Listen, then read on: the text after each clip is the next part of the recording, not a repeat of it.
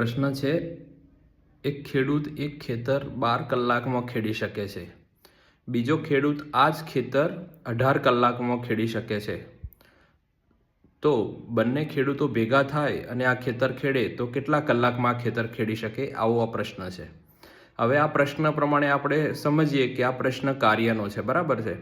તો કાર્ય માટે જે ભેગા મળીને કામ કરે તો શું કરવાનું? ઇન્વર્સ પ્રપોર્શનમાં આપણે સરવાળો કરવાનો હોય છે.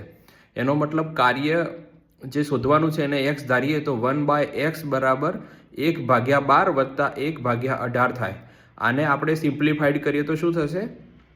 1/x બરાબર આપણે 12 અને 18નો લસા 36 થશે, તો ઉપર કેટલા થશે? 12 તરી 36 એટલે 3, અને આ બાજુ 18 દુ 36 એટલે 2. તો સરવાળો શું આવશે કે 5/36. હવે x શોધવાના છે તો x કરીશું તો 36/5 થશે. તો એ પ્રમાણે જવાબ શું આવશે? 7.2 કલાક.